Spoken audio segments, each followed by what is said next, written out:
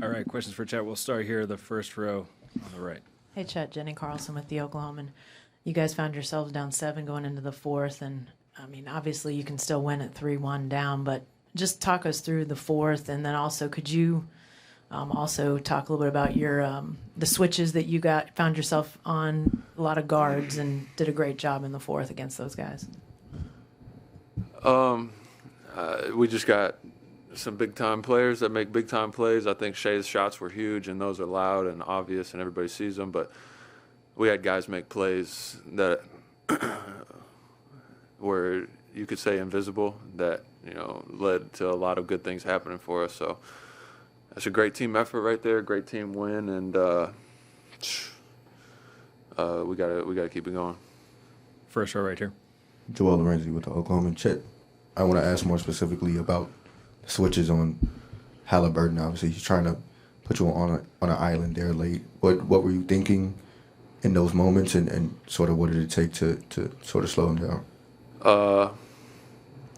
I mean, I just given up 2 drives right before that, so just trying to kind of learn from those and play them better in those instances. I feel like I got a good contest. He was still able to get it off, and he shoots a high arcing shot, so like the whole time it's in the air, you're just a lot's going through your mind. But I'm just glad we were able to get those stops and close out the game. First row all the way to the left. Chet, I'm sure your whole basketball life, there's been so much focus on your height. Did tonight you feel like your quickness impacted the game? Not just the defensive end, but all those putbacks, the second chances. It just seemed like you were first to the ball.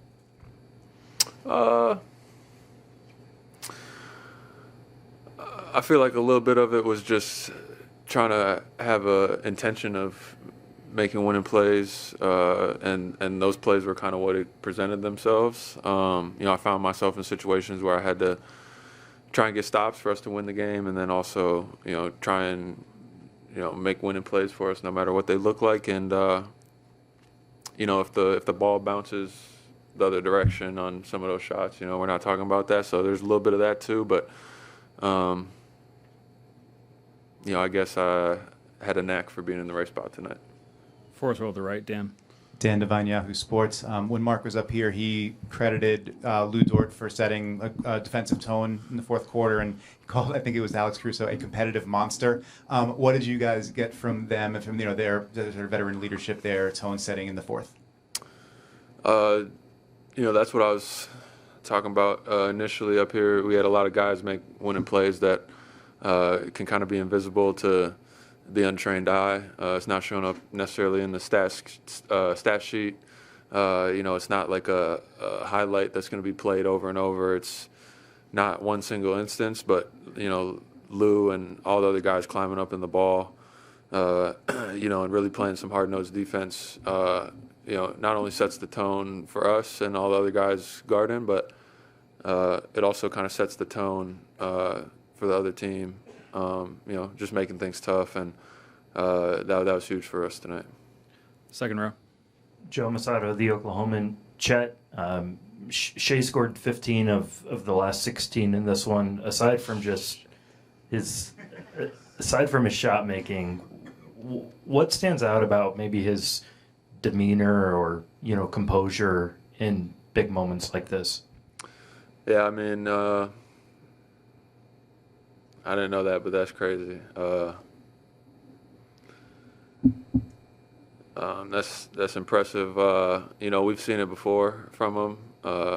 We know that that's the type of player he is. But it's still impressive. That's very impressive. I'm sure that's going to be a very small category of players that he's going to put himself in or has put himself in.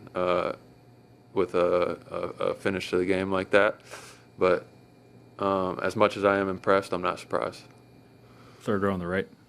Chet, Rohan Nadkarni, NBC News. To your right, over here. When you guys went down 10 in the third quarter, the arena's getting really loud. Probably the highest pressure situation you guys have faced so far this season. What was going through your mind when you guys were facing that deficit, and how did you feel like you guys were able to weather that storm? I can't speak for where everybody's mind was at, but I was just kind of thinking about, how to make individual plays that could put us in a better situation, not try to get a home run or make it all happen at once. I feel like we had some instances in the second quarter where, and the intentions were right. Everybody's playing super aggressive. Everybody really wants it, but we were trying to hit some home runs in the second quarter, myself included. And, I feel like in the third quarter and the fourth quarter especially, we really got to what we needed to get to when we got to what we needed to get to when we needed to get to it, and it was good for us. Last row in the middle. Chet right here. Jake Nissy from the Daily Mail. Mark mentioned earlier how difficult this game was.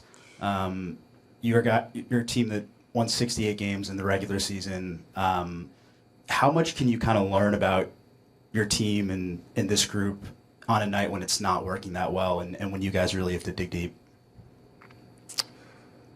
I wouldn't say we learned anything about each other. We've been in tough situations before, and every single time we've come together. That doesn't mean that, we got to win the game that night, when we did see adversity. But no matter what happens, good or bad, pretty or ugly, we're always going to stick together. We're going to win together. We're going to lose together. We're going to have great moments together. We're going to fail together. No matter what happens, we're going to do it together. So I don't really see that changing ever. All right, thanks, Chet.